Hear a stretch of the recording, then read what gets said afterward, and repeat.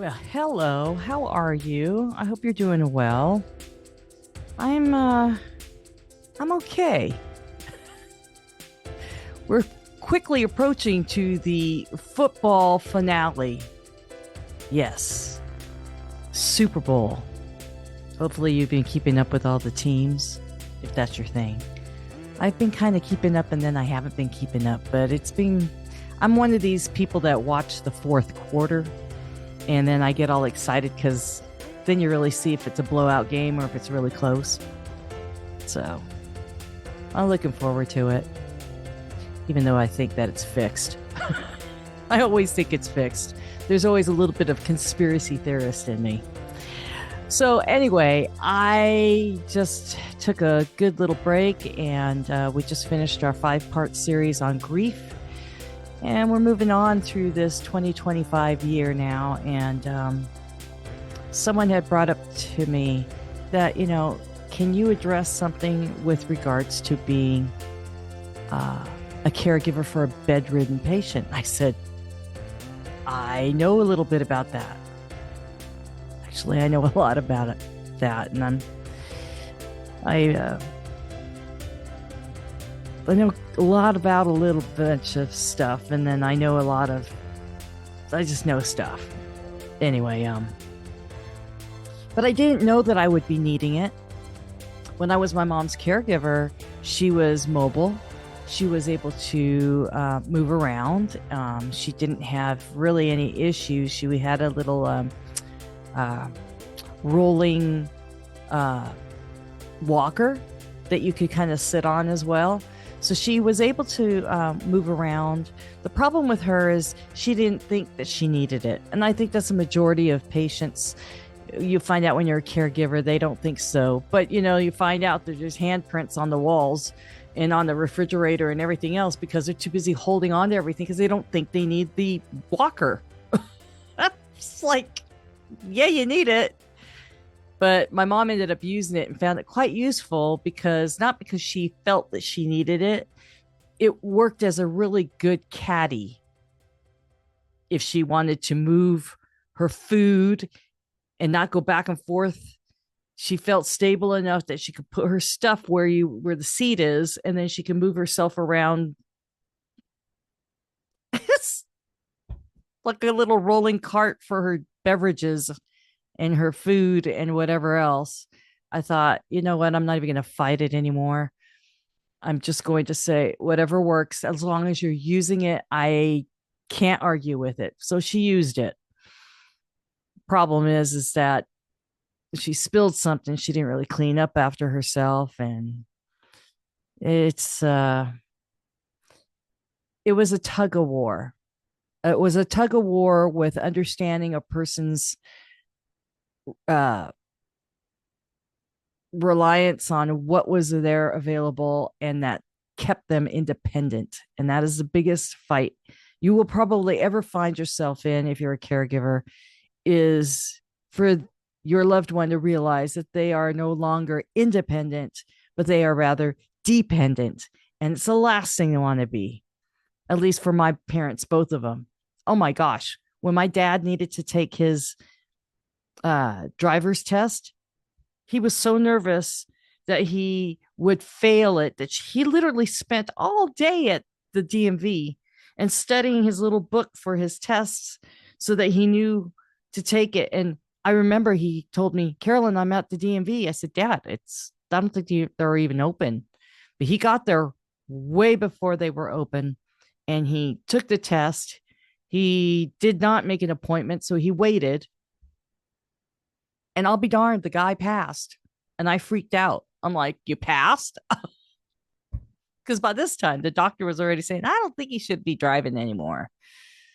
Boy, but when it did come down to that, it was a tug of war because my dad fought me tooth and nail. And it didn't matter. I told the doctors, I told his cardiologist and his PCP, his primary care physician, I do not want to be the one to take his keys away because he will fight me tooth and nail for that. That is his only means of independence and visiting his friends and going to the casino and going to my house and all this other stuff. I said, I'm not going to do it. But the doctors had said he's gotten to the point now that we have to do it and we're mandated to do it. And if he doesn't comply, they will take his driver's license away. And I said, then you guys are going to have to do that for me. And my dad ended up hating the doctor. And he loved his doctor and he loved his nurse and everybody that he was interacting with. But when that happened, he was like boycotting all kinds of appointments. I'm like, okay, this isn't good. The only good thing about it is I'm not the one on his shit list. I can't even tell you how bad it was. Deborah and I were like, oh my God, what are we going to do? And even to the point that when we were all together, I told dad, I said, let me drive, dad. Let me drive. Why? I said, because your reactions are a little bit slow. And the problem is he wouldn't do anything with his diabetic, like if he had a crash or something like that, in the sense of his blood sugar was really low or whatever. He would wait until he started already having symptoms. He wasn't ahead of it. So when he was driving and he would put his foot on the brake, it was like, oh my gosh. Deb and I used to fight if you get the front seat. Nobody wanted to sit in the front seat. We wanted to be in the back seat. Oh, it was scary. And after a while, it was like, Dad, can I drive the car? And he hated it, but he was like, yeah, you could drive it. He knew why. But because I told him, I go, we just don't feel safe when you're driving anymore. But nonetheless, that's a whole separate rabbit trail, right? We were talking about being bedridden. And I spent 10 minutes on that subject. But I do happen to know it is a huge subject. There's a lot of people in my weekly support group that talk about that. What do I do with my parents? You know, there's some states that will help you with that. They won't leave you to deal with it alone. They actually have the doctors mandated to do something. And not only that, the DMV should help you as well. Because the whole point is, right, you want to keep them safe, and the people on the road, you want to keep them safe too. Not to mention pedestrians. Don't even get me started. Hey, bedridden. That's the subject of today. I have limited things that I can say because there's only so much you can do when it comes to that. My mom was mobile. She was able to get around. I didn't have the fight with her independence in regards to driving or anything like that, but I did have issues with her mm, getting around. And when I was not residing with her, when I came to visit her and go grocery shopping for her, I noticed things, you know, incontinent issues. Um, and she tolerated it, but I was mortified when I walked into her room one day and saw, I better put a disclaimer out on this one. Um, her bed was just, it's like she couldn't gauge when she had to go to the restroom. She couldn't gauge how long it would take for her to make it to the toilet and eliminate. And things would happen. Use your imagination. It's probably the worst thing you could think of. It happened. And I was mortified when I saw that. But at that time, I didn't realize that she was dealing with dementia. I couldn't quite figure out what was happening.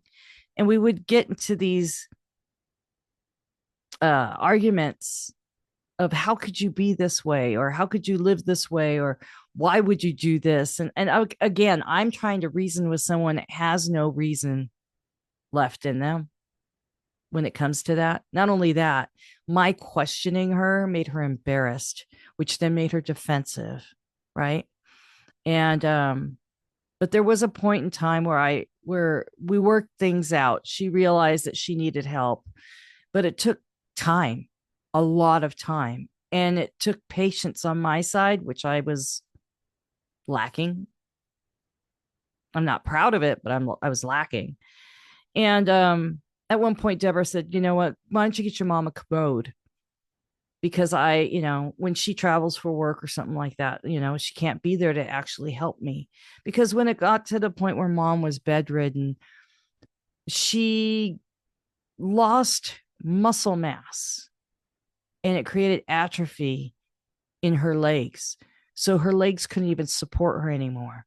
And when I tried to lift her up out of the bed to help her with the rolling walker, to get her to the toilet and stuff like that, I noticed she wasn't able to help me anymore, help me lift her up.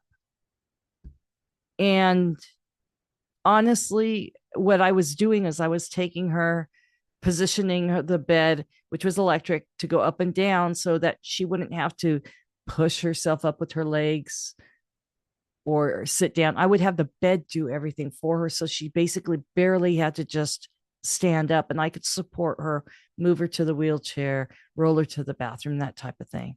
That's how we got around. They call it ambulatory maneuvers. Um, Most people could use a Hoyer lift.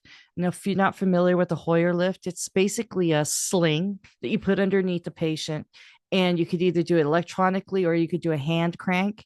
And it basically lifts the person in a sling, and it's on a contraption that is like like a cherry picker that you would use for to lift out a motor out of a engine out of a car.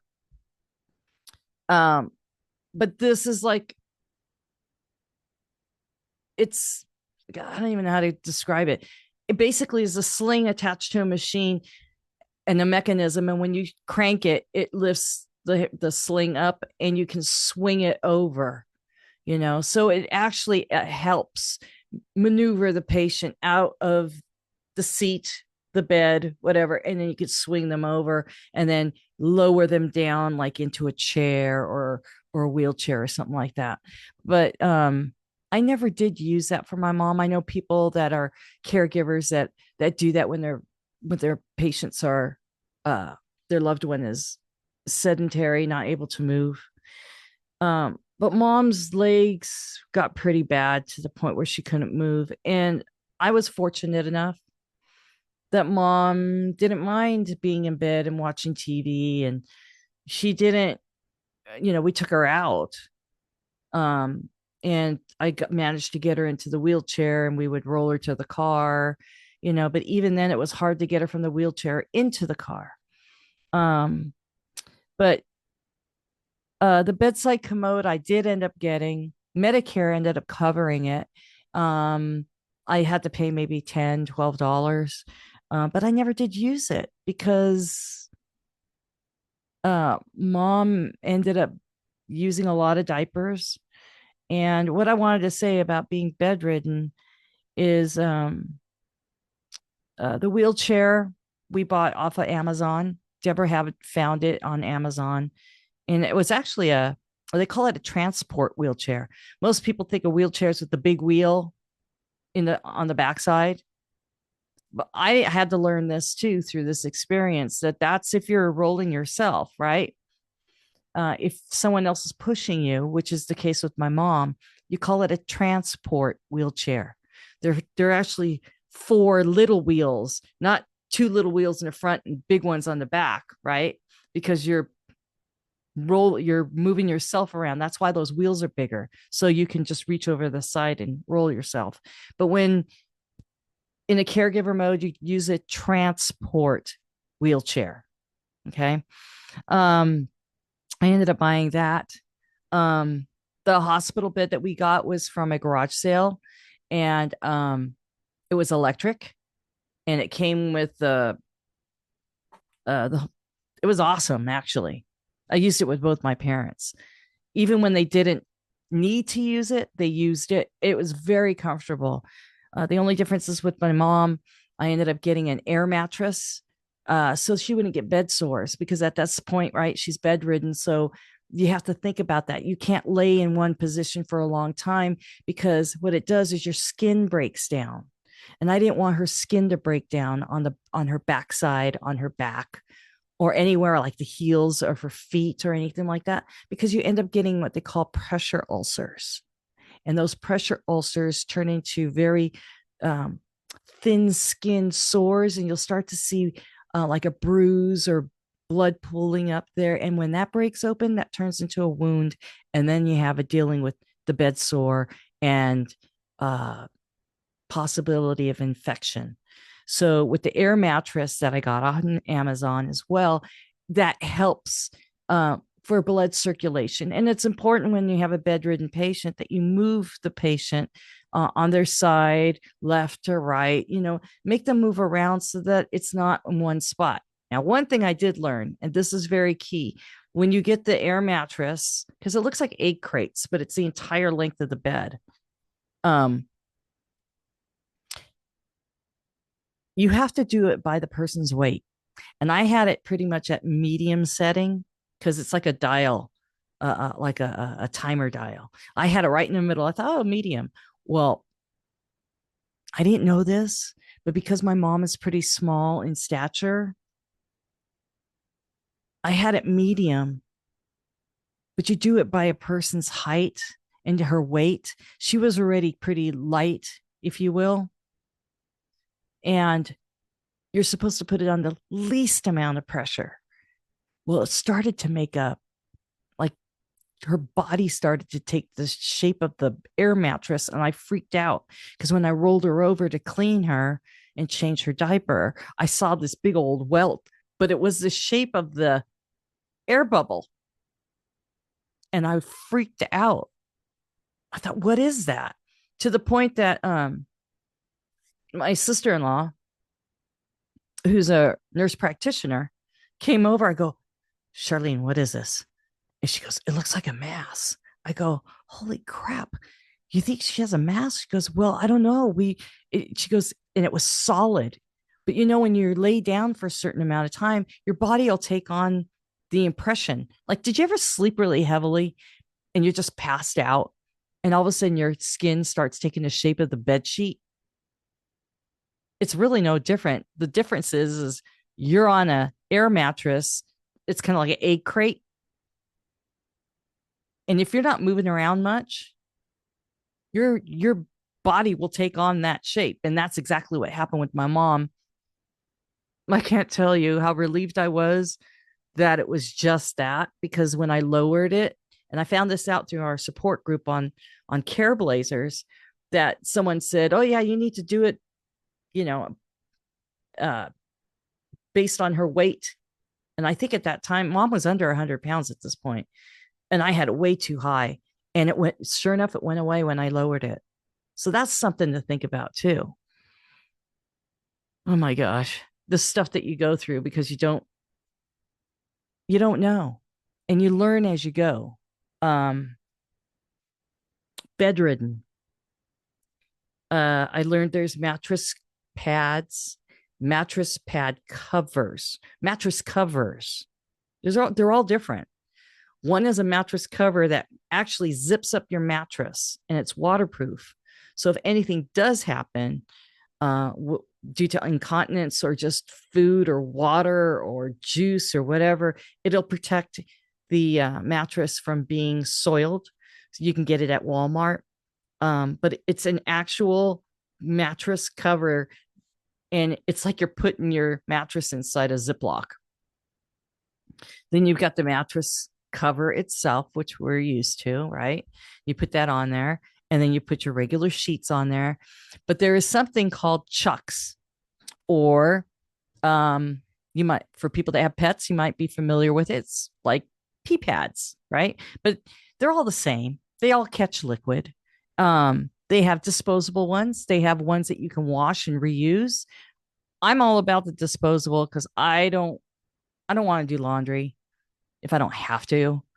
But they have those um that you can toss, and they have those that you can wash and reuse. Um, but I learned that when you're on Medicare, your insurance coverage should cover incontinence supplies. And the thing is, you have to ask for it.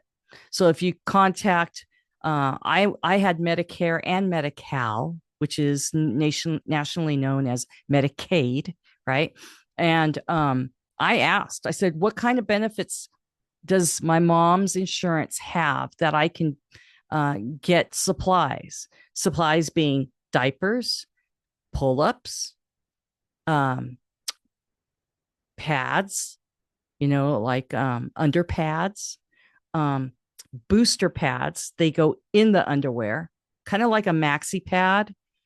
They have them for men and women, but a maxi pad works in the underpad, in the underwear. And what else did they get? After a while, they didn't in the beginning, but after a while, they gave me gloves. I can't tell you how important that is. And before they gave it to me, I was going to Costco or Sam's, and they usually have them there like 100 or 200 for $20 or something like that. Um, and before I even knew that this benefit existed, I was going to Sam's Club and Costco, and they would have Depends there, but they're so expensive. Oh my gosh. Let me tell you, it was like 98 pull ups, right? That's what they're called. The underwear type is pull ups. Um, it was some crazy amount, like for $65, or I don't remember what it was, but it was huge and it was out of pocket. So when I opened my mouth and I asked, hey, what can you guys provide to me that is covered under her insurance? They said, oh, we can give you all that stuff. And I didn't have to pay for it anymore. But they don't offer it. You have to ask. Ask. In California, here in Southern California, um, they'll find out what your allotment is based on your insurance program. And they were able to give me enough to sustain me for 30 days, 45 days. They gave you lotions, right? Bacterial lotions, medicines that you might need for making sure that there's your skin doesn't break down. You just ask for whatever it is, and if it's within the 30-day budget of your insurance, they'll work with you and they'll say, okay, well, you get this, and that. And make sure that they know who you are, because they'll ask, who's the insured? And I'll say, like, my mom, and give her address. And I said, but I'm her full-time caregiver. And they say, who are you? And they'll make notation of it so you can call on her behalf. Because, they're really weird. If it's not them asking themselves, then they're going to like, well, we need to talk to so and so. So always make sure and identify yourself so they know who you are and you don't have to go through that whole mess. It works. What did I say? They have lotions, underpads, um, pull-ups, which are like the Depends, diapers. I got both because I found out that if I was going out, I'd use a pull up with a booster pad inside the pull up, and then I would use a diaper on the outside. The reason being is if mom had some bout of diarrhea or anything like that, let me tell you, you don't want to be outside of the house and have this happen. You're going to learn to have an adult diaper bag, a change of clothes, a extra pull up, wipes.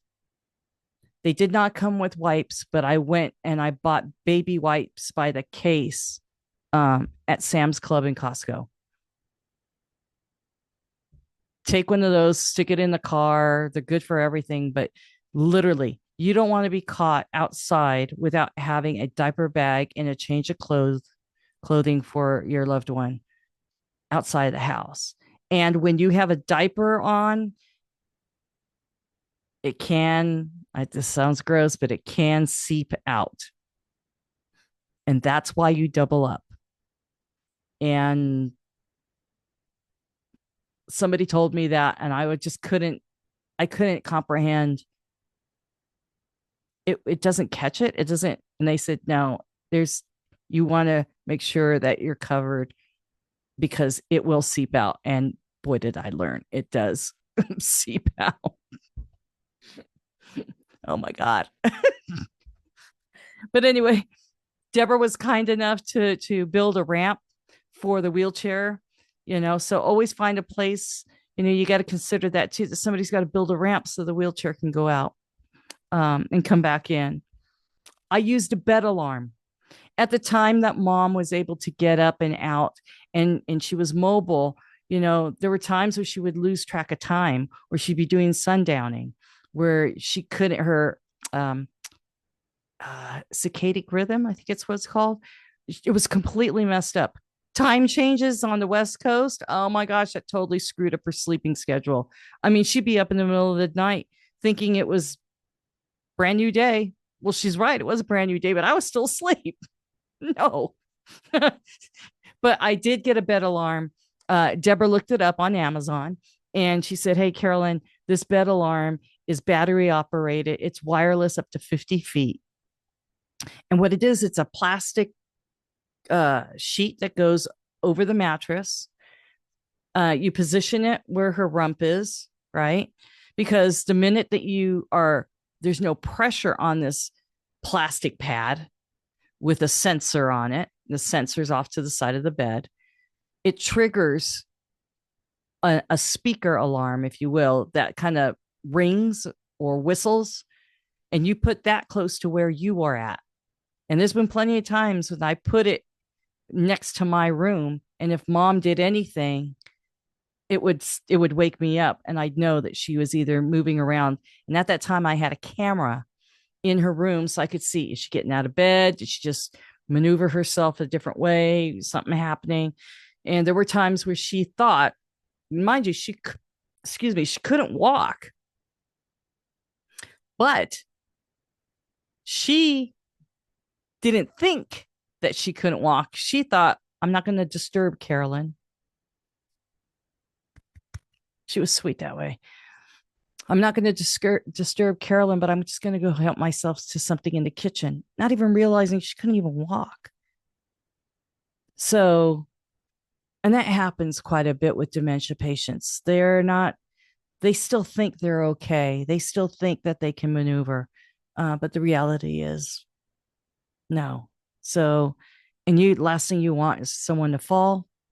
And I purposely kept the bed high because if it was low, then mom could maneuver herself out of the bed easily.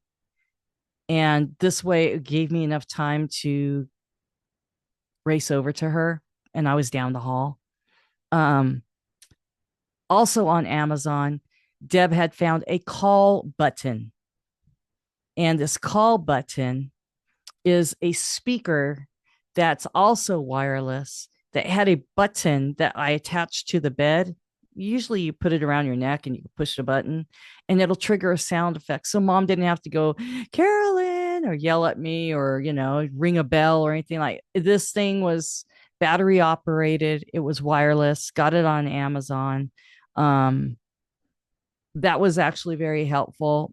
There was a time where I wanted to kill and just break that thing into pieces because she kept on pushing it, but it served its purpose. And now I miss that sound. The camera that I chose was a wireless Arlo.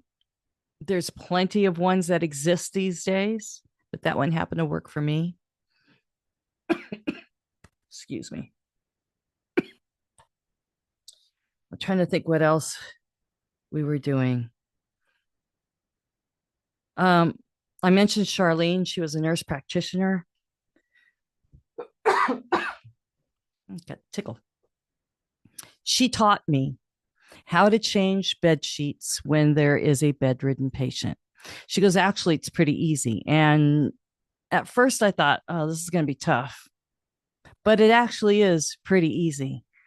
And what it is you bunch up everything on one side, tuck it underneath the patient because the patient's on their side. So they're laying on their side, and you take all the sheets and you bunch it up on one side. One side's already put in, like your fitted sheet. You put it on the mattress, bunch up the other side, and then you roll the patient back over to the other way. And then you grab all the sheets that you just tucked in and you pull it to the other side and you hook that on. You do the same thing when you take the sheets off.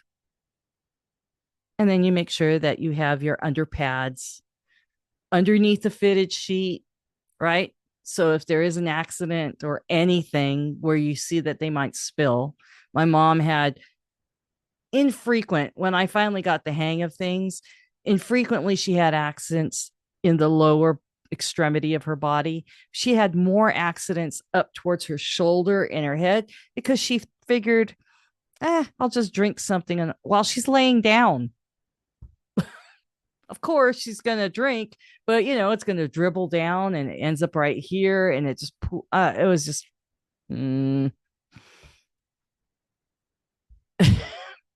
my mom. But um, after a while you will figure out the characteristic and the habits of your loved one to know where to place your underpads, right? To catch those things that they don't go on to the fitted sheet. So they don't go on to the blankets, and if they do, something will catch it and you don't have to worry about it. You just wrap it up and throw away the underpad, the chuck, hence the name Chuck. You chuck it. Um, and by the way, those chucks, they're pretty amazing. They hold about 5 gallons of water. So you can actually bed bath, no problem. If it gets wet, again, roll it up, chuck it. I do want to show you this because mom was bedridden. I use this. It's an it's a basin. It's inflatable. You blow it up, you put it under her neck, and I learned to put like towels underneath this whole tub, and I put it underneath her shoulders, and I put a towel over her body so that she felt like, a little bit of dignity, right?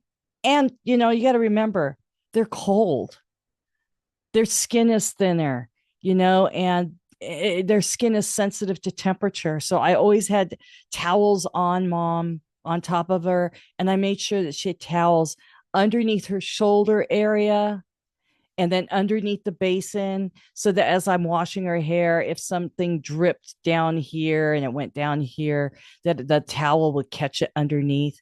But this basin was awesome. And it has a drain inside and a hose. And I made sure that there was a catch all trash can off to the side of the bed. So the hose that's attached to this will then drain into the trash can like any dirty water or anything like that. But you keep it plugged when you wash their hair. And I'm telling you, it was the best thing. Mom loved it. Who doesn't like to have their hair washed by someone else? And how you feel afterwards? I mean, you feel like a new person, right? For a bedridden person, this was everything. This was a dream. I got this. I think Deborah found it on Amazon, and so many things that you can find on Amazon. Um, if anybody is interested in this, like I said, this is the actual box. The item is in here. I'll be more than happy to send it to you. It is, I'm not using it. I don't know anybody that can use it at this point, but it really is. It is like the best thing that helped me, and it made my mom feel good. It had like a little inflatable pillow in there to support their neck, and I got really good at it.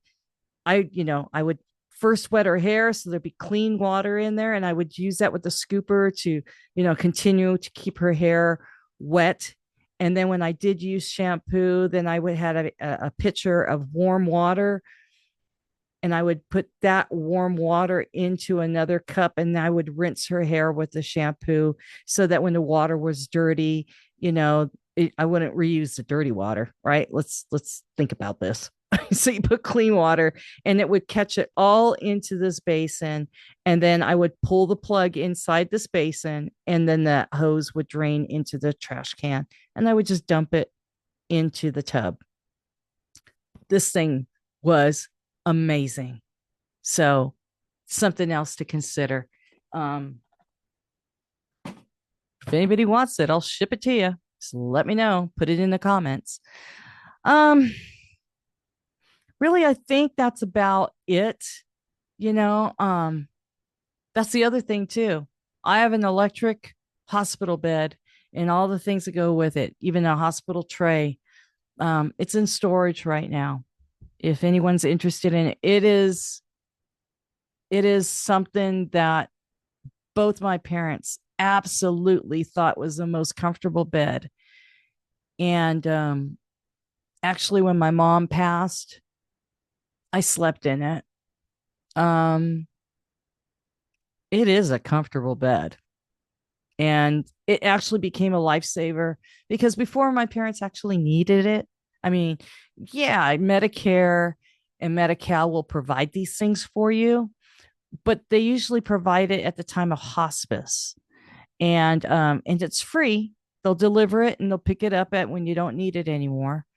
Um, but to have that available before you get to the point where you really need it, it was like mom became bedridden probably a year and a half before she really became what's the word, serious. And it just worked out better for me as a caregiver.